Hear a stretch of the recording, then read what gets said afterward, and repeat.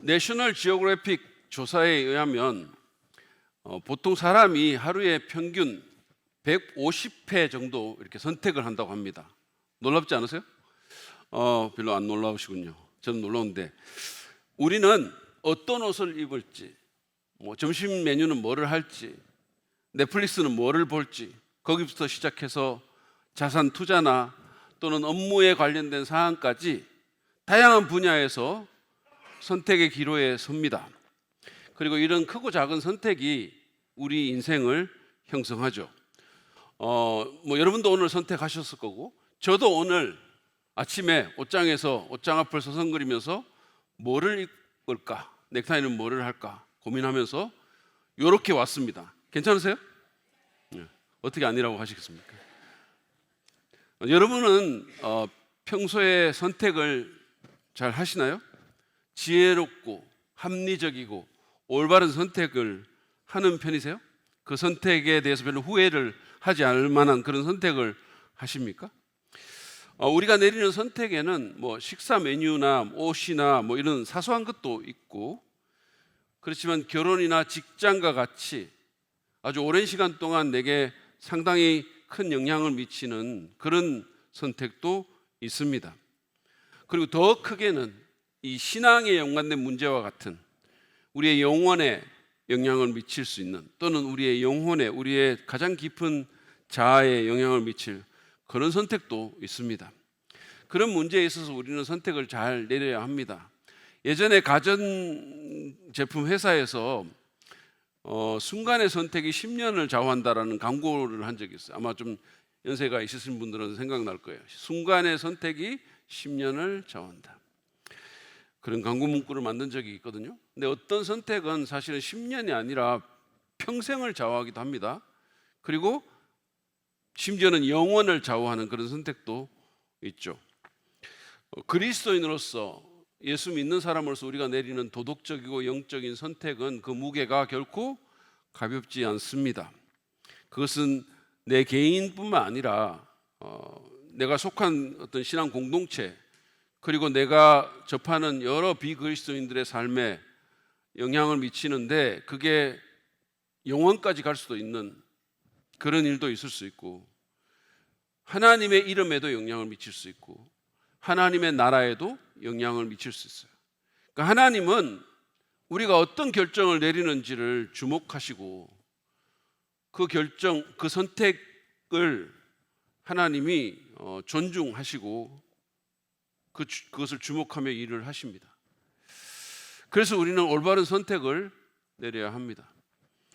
오늘 본문에는, 우리가 좀 전에 읽었죠? 그 본문에는 종교 지도자들과 군중들과 빌라도와 예수님이 내리시는 그런 선택들이 나와 있습니다. 어떤 선택을 내리는지가 아주 흥미롭게 묘사가 되어 있죠.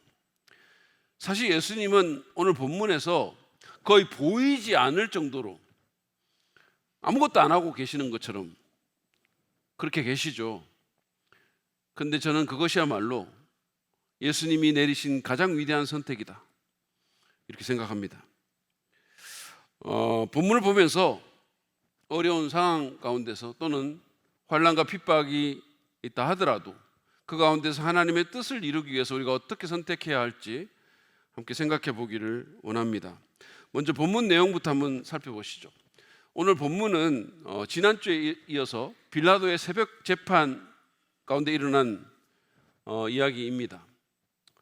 지난번에 여러분이 보셨다시피 쏟아지는 고소 고발 가운데서도 묵묵히 침묵을 지키시던 그 예수님, 빌라도가 좀 변호하라고, 자기를 방어하라고, 안 그러면 죽을 수도 있다고 그렇게 하는데도 불구하고 계속해서 입을 닫고 계셨던 그 예수님에 대해서 마가가 지난번에 얘기를 했는데, 6절에서는 유월절 사면에 대한 이야기를 꺼냅니다. 한번 보시죠. 그런데 빌라도는 명절 때마다 사람들이 요구하는 제수 하나를 놓아주곤 하였다. 여러분, 우리나라도 강복절 사면 이런 게 있잖아요. 성탄절 사면 이런 게 있죠. 그러니까 빌라도가 명절에 사람을 사면하는 제수 하나를 놓아주는 관례를 만들었다는 거죠. 빌라도는 유대인들에게 인기가 없는 그런 정치인이었습니다. 사실은 유대 사람들이 로마의 정치인을 그렇게 좋아했겠습니까마는 그 중에서도 특별히 빌라도는 굉장히 싫어함을 당하는 그런 사람이었었어요. 역사가 필론이라는 사람은 빌라도를 일컬어서 고집이 엄청 세고 그리고 성질이 고약하고 그뿐만 아니라 아주 무자비한 사람이다라고 평했습니다. 이런 사람을 누가 좋아하겠습니까? 빌라도의 재임 중에 이미 폭동도 2번이나 일어났어요. 여기서 폭동이 일어나면 로마는 굉장히 심각하게 생각하죠. 그러면 소환될 수 있어요. 그 직이 날아갈 수 있어요. 그래서 그는 이 명절 사면의 관례를 통해서 유대인들의 어떤 인기를 좀 환심을 사보려고 했던 것 같습니다. 7절로 넘어가면 당시 투옥되어 있던 한 유명한 제수에 대한 얘기가 나옵니다. 다른 복음서를 보면 이 제수가 굉장히 유명한 제수였다 이렇게 돼 있어요. 누구냐? 보시죠. 그런데 폭동 때에 살인을 한 폭도들과 함께 바라바라고 하는 사람이 갇혀 있었다. 이 바라바는 아람어로 시리아어로 아들을 뜻하는 바르하고 아버지를 뜻하는 아바가 합쳐져 가지고 바라바예요. 그러니까 이 이름의 뜻이 뭐냐 하면 아버지의 아들이라는 뜻입니다. 무슨 이름이 이런 이름이 있을까요? 오씨 집안에 쌍둥이가 태어났는데 그런데 그 아버지가 이 쌍둥이 이름을 오동동, 오동추라고 지었다고 하는 얘기를 들었어요. 아버지가 안티입니다. 세상에 이런 아버지가 어디 있어요? 근데 바라바도 그런 이름처럼 좀 이상하게 들리죠. 찰스 윈돌은 이 이름이 아무개라고 하는 것처럼 아무런 의미가 없는 그런 이름이고 아마도 그가 가족을 보호하기 위해서 만든 그런 별명일 것이라고 얘기를 합니다. 왜냐하면 이 사람은 로마의 시각으로 보면 테러리스트잖아요. 그리고 지금 갇혀 있잖아요. 그 화가 가족에게도 미칠 수 있으니까 이런 이름으로 활동했던 게 아니냐라는 거죠. 근데 일부 고대 사본을 보면 마태복음 27장 16절에서 각주에 보면 나와요. 이 사람의 진짜 이름이 예수라고 되어 있다라고 합니다. 당시 예수는 유대인들 사이에서 굉장히 흔한 이름이었었어요. 저희들 어릴 때 철수처럼. 왜냐하면 예수는 사실은 예슈와 여호수아 같은 이름이거든요. 여호수아가 누굽니까? 이스라엘의 영웅이잖아요. 위대한 장군이죠. 그러니까 이스라엘의 부모들이 자기 자녀들에게 이런 이름을 지어주기를 얼마나 좋아했겠어요. 그러니까 이 이름이 너무 흔했던 거예요. 사실은 여자 이름 중에 제일 흔했던 이름은 마리아고 남자는 예수예요. 그러니까 이 바라바의 진짜 이름이 예수일 수 있죠. 근데 만약에 이게 사실이라면 여기 지금 2 예수가 있습니다. 하나는 진짜 예수고 하나님 아버지의 아들인 진짜 예수고 다른 하나는 이름 없는 아버지의 아들 가짜 예수입니다. 하나는 그 이름처럼 진짜 구원자이시고 하나는 아닌 거예요. 7절에 보면 이 사람은 폭동을 일으킨 폭도라고 하고 누가는 이 사람을 살인자라고 얘기를 해요. 그러니까 아마도 이 바라바는 로마에 대항해서 폭력 시위를 주도한 그런 리더로 보입니다. 그러니까 로마 입장에서 보면 테러리스트인데 유대인의 입장에서 보면 민족을 해방하기 위해서 자기를 던진 애국자고 자유의 투사일 수 있는 거죠. 좀 더 심하게 얘기하면 정치적인 메시아다 이렇게 말할 수도 있는 거죠. 8절에서는 이 6월절 사면에 대해서 아마도 이 명절에 모인 순례자들로 보이는데 그러니까 예수님의 재판이 굉장히 이른 새벽에 이루어졌는데 대제사장들과 산헤드린 공회 회원들뿐만 아니라 굉장히 많은 사람들이 여기 온 거예요. 그래서 그 무리들이 빌라도에게 관례대로 한 사람을 사면해 달라고 요구를 합니다. 그래서 빌라도가 9절에서 이렇게 대답을 하죠. 여러분은 내가 그 유대인의 왕을 여러분에게 놓아주기를 바라는 거요? 빌라도는 예수가 자기를 유대인의 왕으로 주장한다는 고소를 들었고, 그래서 그렇게 신문도 하기도 했잖아요. 예수님이 굉장히 아리송하게 대답했죠. 네가 그렇게 말했다고? 사실은 예수님이 왕이시죠. 예수님은 이스라엘이 그토록 기다렸던 진짜 메시아이시고, 그분은 하나님이 보내신 최종적인 왕이시고 우리의 왕이시죠.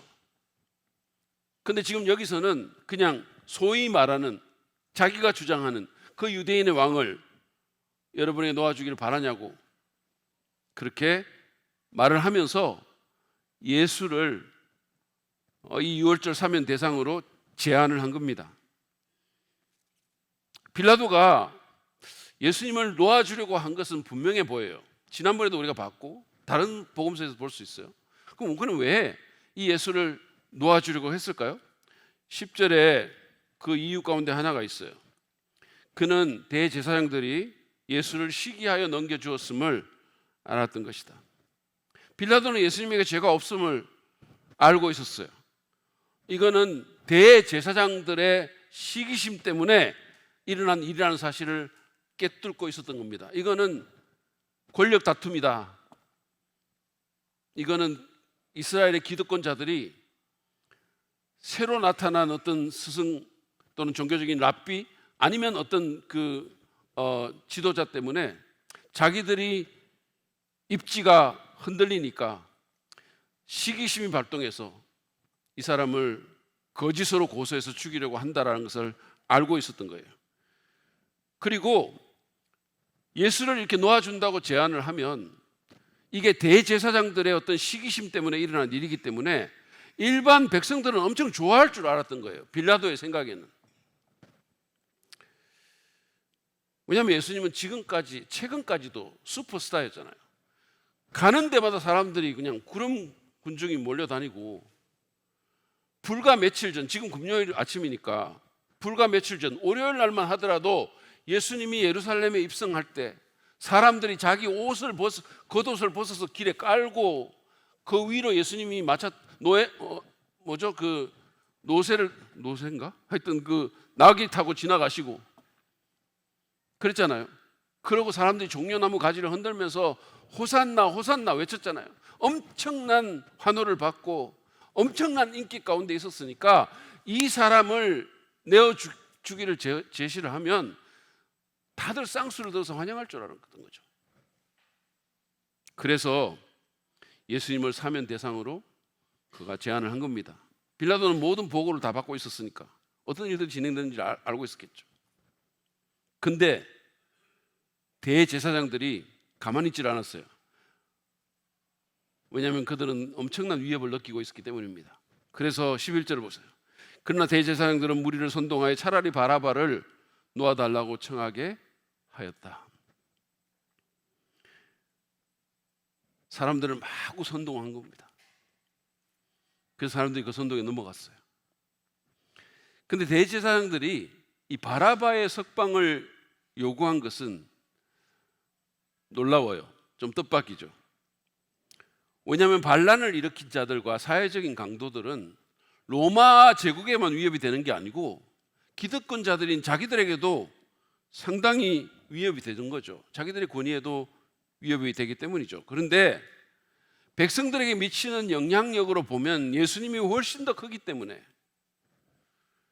차악을 선택한 것입니다. 그들은 바라바가 자유의 투사로 백성들에게 인기가 있다는 사실을 알고 있었고 그 점을 이용합니다. 그래서 백성들을 흥분시킨 거예요. 지금 예수님은 며칠 전까지만 해도 엄청난 인기가 있었지만 그 후로 사람들의 기대에 맞는 행동을 하지 않거든요. 힘없이 맥없이 잡혀가지고 재판이나 받고 이러고 있으니까 사람들이 막 지저스 크라이스트, 예수 그리스도 슈퍼스타라고 이 사람이 우리를 해방할 줄 알고 막 들떠서 예수를 응원했는데 해방은 그냥 자기가 그냥 묶여가지고 아무런 말도 못하고 있으니 이 예수에 대해서 실망하고 그 점을 이용하고 그리고는 자유의 투사로 일컬어지는 이 사람을 부각시켜가지고 그래서 사람들로 하여금 바라바를 놓아주게 해라고 청하게 만든 겁니다. 여러분, 사람들의 마음이 이렇게 변덕스러운 거예요. 제가 전도사할 때 담임 목사님이 갑자기 다른 곳으로 가게 되셔가지고 제가 사역을 맡게 됐는데 담임 목사님이 안 계실수록 더욱 열심히 해야 되겠다라고 말했던 그분이 제일 먼저 안 나왔어요. 지금 왕가 사는 남자라는 영화가 굉장히 흥행을 하고 있죠. 그래서 사람들의 단종아리가 본격화되고 있다는 기사를 제가 읽었어요. 그래서 막 단종의 그 무덤이 있는 영월에는 지금 인파들이 막 모인대요. 사람들이 아마 여러분 중에도 갔다 온 분도 있을지 모르겠는데 막 거기 가는 거예요. 청룡포 이런 데 가고. 그런데 세조의 능이 있는 그 강릉 거기는 거기 하여튼 비판적인 리뷰하고 막 이 악플이 달리고 막 이런데요. 세조 지금 제 생각에 세조가 무덤에서 아니 지금 수백 년이 지났는데 갑자기 지금 왜 이러는 거야 뭐 이러고 있을 수도 있어요. 근데 여러분 한번 생각해 보세요. 이제 앞으로 몇 년이 또 지나가지고 어떤 또 다른 영화 감독이 세조에 유리한 그 영화를 만들 수 있어요. 세조의 입장에서. 그러면 완전히 또 뒤바뀌는 반응이 나올 수 있다는 말씀이에요. 완전히. 어쩌면 세조 아리가 또 시작될 수도 있어요. 사람들은 이렇게 변덕스럽습니다. 예나 지금이나. 저도 그렇고 여러분도 그래요. 우리는 신실함이 없다라고 성경이 분명히 말하고 있어요. 근데 그 변덕스러운 우리를 신실하게 사랑해 주시는 예수님이 얼마나 감사합니까? 아무튼 빌라도는 당황했어요. 그는 예수를 풀어주면 백성들이 좋아할 줄 알았는데 완전히 다른 반응에 당황했죠. 그렇지만 예수를 풀어주고 싶은 마음이 컸기 때문에 12절에서 다시 말합니다. 그러면 당신들은 유대인의 왕이라고 하는 그 사람을 놔두러 어떻게 하라는 거예요? 빌라도의 난감한 표정이 좀 이렇게 떠오르지 않으세요? 진퇴양난에 지금 빠진 거죠. 근데 이에 대한 사람들의 반응은 놀랍습니다. 13절을 보시죠. 그들이 다시 소리를 질렀다. 십자가에 못 박으시오. 십자가에 못 박으시오. 이것은 마가복음에서 첫 번째로 나오는 십자가 처형에 대한 언급이에요. 무리는 이성을 잃었습니다. 그들은 예수님을 극형에 처하라고 소리를 지르고 있어요. 그러자 빌라도는 무죄한 사람을 십자가형에 처하는 것의 부당함을 논리적으로 좀 어필을 하려고 해요. 근데 이러한 게 뭐 통할 리가 없죠. 사람들은 이미 흥분했어요. 14절을 보시죠. 빌라도가 그들에게 말하였다. 정말 이 사람이 무슨 나쁜 일을 하였어? 지금 이제 논리로 말하고 있는 거예요. 근데 사람들은 이미 그 논리가 들어오기에는 너무 흥분해 있습니다. 그들은 더욱 크게 소리를 질렀다. 십자가에 못 박으시오. 이미 너무나 큰 흥분 가운데서 상황이 더 악화됩니다. 그들은 무엇이 옳은지에 대한 아무런 관심이 없어요. 예수가 누구고 무슨 일을 했는지에 대해서도 관심이 없어요. 광기에 휩싸이고 있는 겁니다. 15절은 이 얘기의 결론이고 빌라도의 결론이기도 해요. 빌라도가 드디어 판결을 내립니다. 보시죠. 그리하여 빌라도는 무리를 만족시켜 주려고 바라바는 놓아주고 예수는 채찍질한 다음에 십자가에 처형당하게 넘겨주었다. 빌라도의 목표는 정의를 추구하거나 옳은 일을 하는 데 있지 않았어요. 그의 목표는 무리를 만족시키는 것이었습니다. 수많은 정치인이 그러는 것처럼 예나 지금이나 보수나 진보나 상관없이 옳은 일을 하고 정의를 추구하는 게 아니고 무리를 만족시키고 정치적인 이득을 보는 데 관심이 있었던 거죠. 지금도 다를 것 같으세요? 여러분이 지지하는 정치인은 안 그런 것 같으세요? 저는 솔직히 다 비슷하다고 생각해요. 그놈이 그놈이라고 생각해요. 대단히 죄송한데. 어쨌든 빌라도는 만약에 지금 폭동이 일어나면 이제 세 번째거든요. 그러면 진짜 그는 직이 날아갈지 모릅니다. 로마의 소환을 받을지 몰라요. 게다가 지금 로마에는 자신의 정치적인 후원자였던 세잔누스가 완전히 반역죄로 처형을 당했어요. 티베리우스의 친구 정도로서 호가호위하던 이 사람이 지금 반역죄로 처형을 당해서 이제 빌라도는 기댈 언덕조차 없어요. 그 사람 때문에 여기까지 왔는데. 그러니까 더욱 조심해야 되겠죠.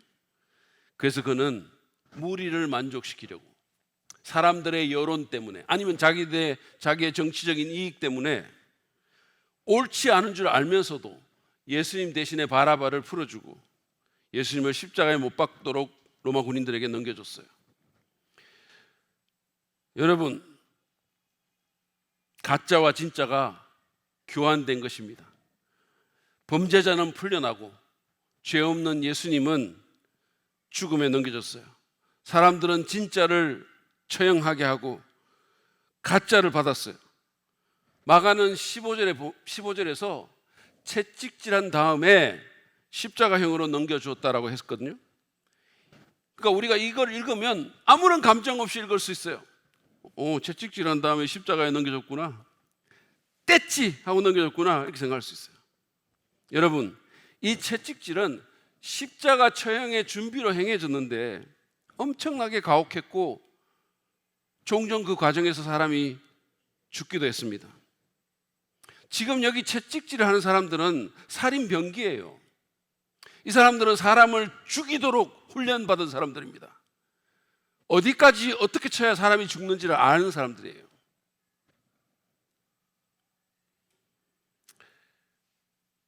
희생자는 옷을 벗기우고 손을 머리 위로 묶었어요. 그리고 뼈와 납과 유리 조각이 촘촘히 박힌 그 가죽줄로 된 채찍으로 마구 휘두릅니다. 유대인들은 40대로 이걸 제한을 했는데 로마 사람들은 제한도 없어요. 이 채찍질은 피부뿐만 아니라 근육 조직과 뼈까지 갈갈이 찢어 놓았습니다. 뼈가 드러나고 기록에 의하면 심지어 내장까지 흘러나오는 적도 있어요. 이 모든 고난을 아무런 죄 없는 예수님이 한마디도 하지 않고 받으신 거예요. 왜? 우리 때문에, 여러분 때문에, 저 때문에.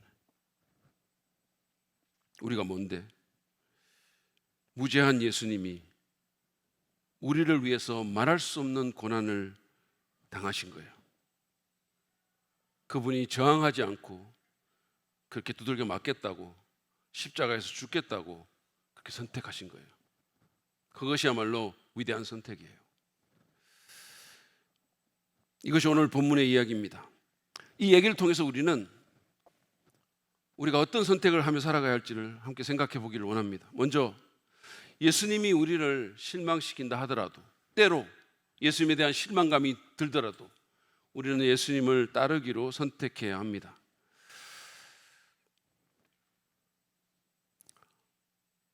때때로 그럴 때가 있죠. 여러분, 본문에 나오는 그 무리들은 불과 며칠 전까지만 해도 정말 예수님이 막 히어로라고, 예수님이 나귀 타고 들어오시는데 막 겉옷을 벗어 깔고 그냥 종려나무 가지 흔들고 호산나 복되시다 주님의 이름으로 오시는 분이라고 소리 질렀죠. 근데 그분이 자기들의 기대대로 행하지 않으니까 힘없이 체포돼서 빌라도 앞에 서자 완전히 태도를 표변해서 이제는 십자가에 못 박으라고 소리를 질렀어요. 이제 더 이상 그를 따르지 않겠다고, 이제는 다른 구주를, 다른 메시아를 쫓겠다고, 내 오감을 만족시켜 줄 수 있는, 내가 기대한 대로 행할 수 있는 그 구주를 따르겠다고 마음을 먹은 거죠. 그리고는 로마에 대항하다가 붙잡힌 다른 예수를, 바라바라는 정치적인 투사를 자기들에게 내어달라고 요청한 겁니다. 그러면 적어도 정치적인 자유는 혹시 얻을 수 있을지 모르니까. 여러분, 우리도 그럴 때가 있지 않습니까? 예수님이 내가 기대한 대로 행하시지 않을 때, 그분이 나를 실망시킬 때 우리는 어떻게 합니까?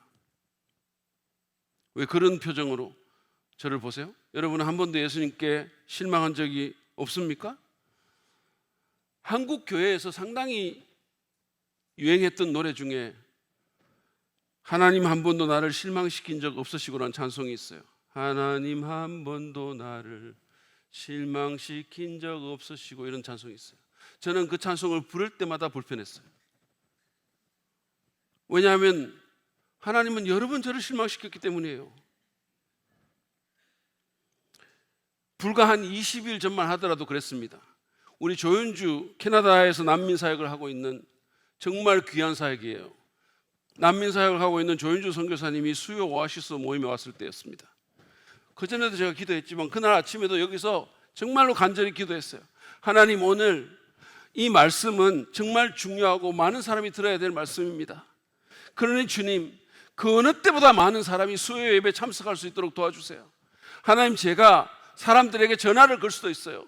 청년들한테도 전화 걸 수 있고, 현서 형제한테도 오라고 말할 수 있고, 전화할 수도 있고, 우리 교육자들, 부교육자들 시켜가지고 좀 이렇게 동원을 부탁할 수도 있습니다. 하나님, 그렇지만 제가 주님 의지하고 주님께만 말씀드립니다. 믿음으로 구합니다. 조지 밀러도 사람들한테 말하라고 하나님께만 말해가지고 5,000명, 5만 병 먹였잖아요. 주님, 성도들을 보내주시옵소서.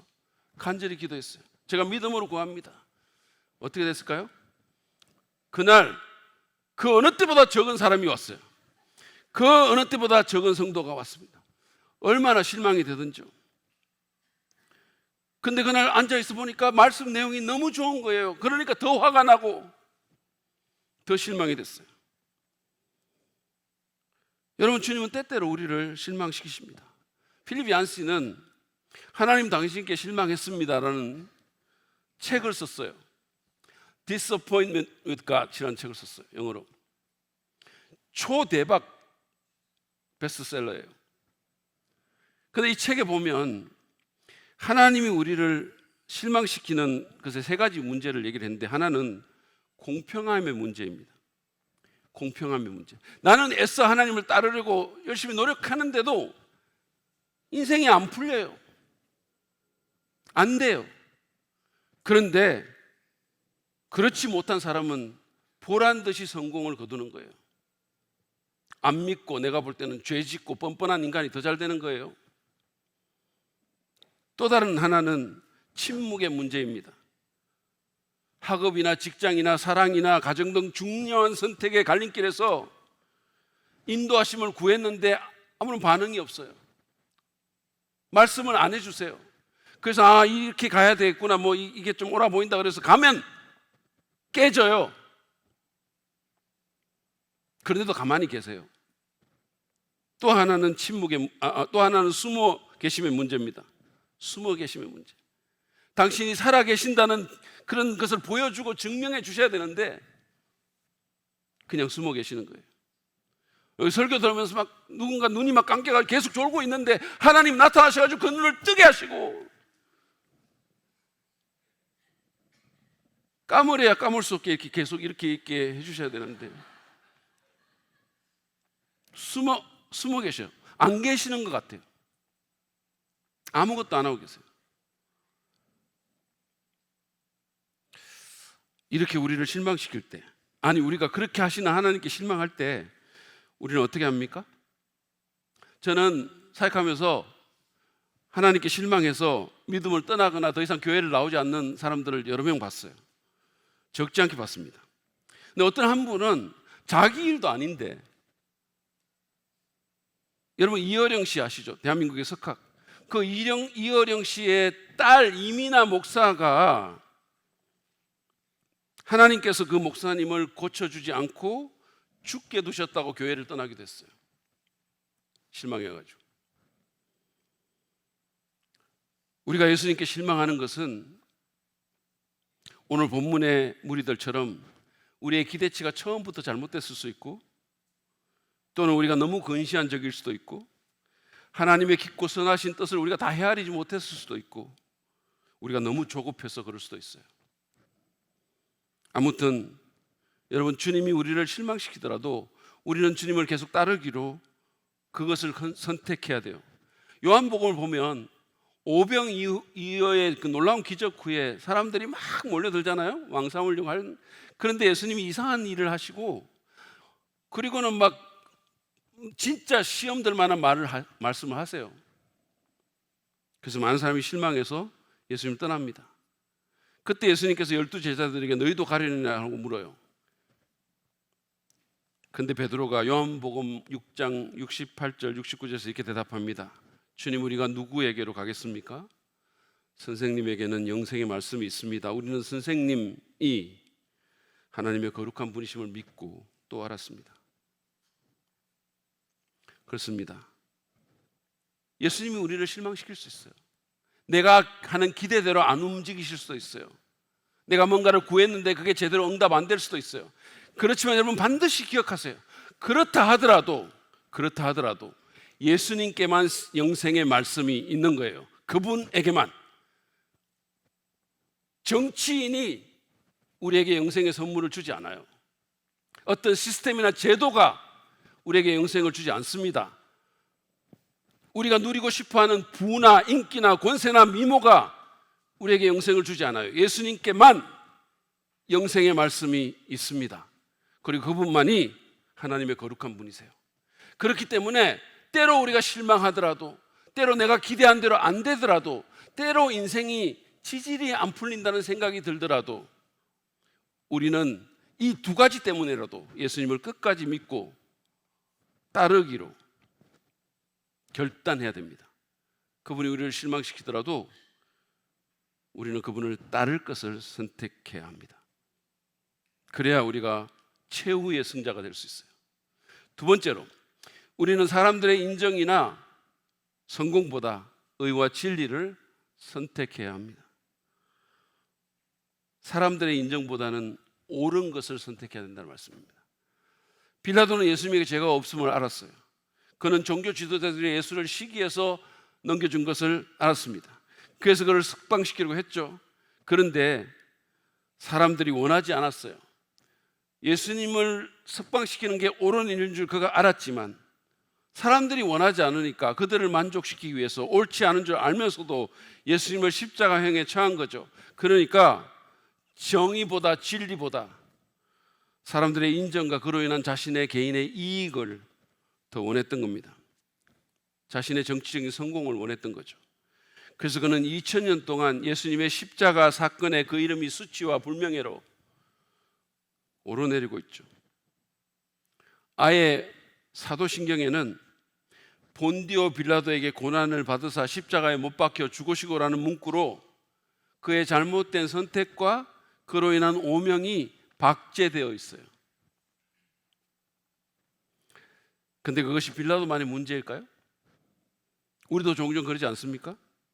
무엇이 진리인 줄 알면서도, 어떻게 하는 것이 옳은 일인지 우리가 알면서도 사람들의 인정이나 개인적인 이익이나 나의 안전이나 순간의 성공 때문에, 세속적인 어떤 성공 때문에 잘못된 선택을 하지 않습니까? 옳은 일인 줄은 알아요. 그렇지만 그렇게 하자니 파장이 만만치 않은 거죠. 사람들이 싫어할 것 같아요. 불이익을 당할 것 같아요. 회사에서 좀 승진 못할 것 같아요. 그래서 우리는 거짓을 선택하고 위선과 불의와 옳지 않은 것들과 불순종을 선택하죠. 제가 전에도 한번 말씀드렸지만 쌍욕과 지저분한 성적 농담과 19금 연기로 점철된 예능 프로에 출연한 한 여배우는 교회에서 중등부 학생들을 가르치는 중등부 교사고 거기 쳐보면 독실한 크리스찬이라고 돼 있어요.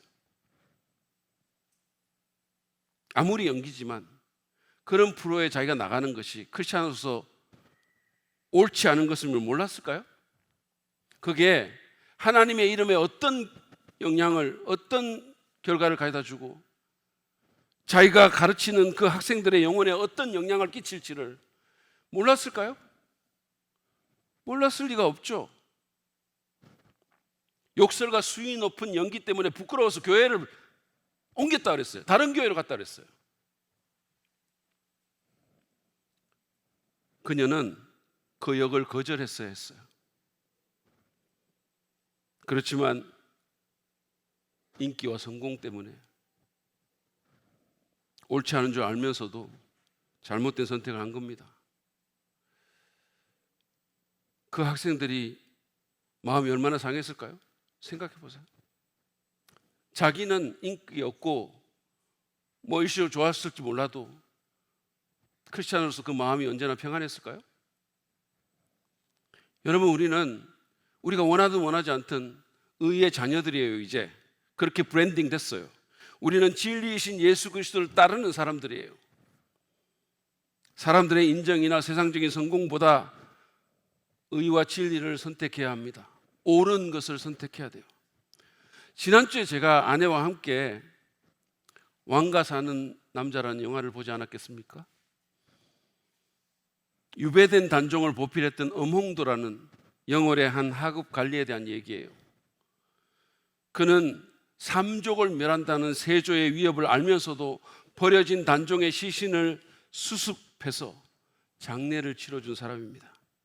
근데 연려실 기술이라는 조선 후기 문헌에 보면 이 엄홍도의 결단과 비장한 대사를 자세히 기록하고 있어요. 영화에도 마지막에 나와요. 들어보시죠. 엄홍도가 슬피 울며 간을 갖추어 장사 지냈다. 어떤 사람이 경계하여 말하기를 화가 장차 내 몸에 미칠 것이다 라고 하니 엄홍도가 말하기를 옳은 일을 하고 화를 당한다면 나는 달게 받겠소 라고 말하였다. 여러분, 엄홍도 멋있지 않습니까? 엄선영 목사님 조상이에요. 우리 옆 사람이 말합시다. 엄홍도 멋있어요. 영화를 보고 나오면서 이 말이 엄청난 무게로 제 마음에 박혔어요. 마음이 먹먹했어요. 한동안 이 말 앞에서 너무 작아지고 부끄러워지는 제 자신을 봤어요. 옳은 일을 하고 화를 당한다면 나는 달게 받겠소. 삼족이 멸할 수 있는데 실제로 그는 가족들과 함께 깊은 산으로 숨어 들어가지고 평생 빛을 보지 못하고 힘든 삶을 살았다고 합니다. 여러분, 우리 주님은 자신의 안전이나 인기보다 인간이 만든 최악의 사형틀인 십자가를 받아들임으로써 의와 진리에 대한 헌신과 순종을 선택하셨어요. 우리도 그 주님을 따르는 제자들로서 대가를 지불해야 한다 하더라도, 인기가 없고 불편한 길이라 하더라도 의와 진리 그리고 순종을 선택해야 합니다. 왜냐하면 그 선택이 하나님의 인정과 참된 성공과 선한 영향력의 열매를 결국은 가져다 줄 것이기 때문이에요. 결국은. 마지막으로 우리는 대속의 은혜를 받아들이고 그 은혜에 감사하는 삶을 선택해야 합니다. 주님께 감사하는 그 삶을 우리는 선택해야 돼요.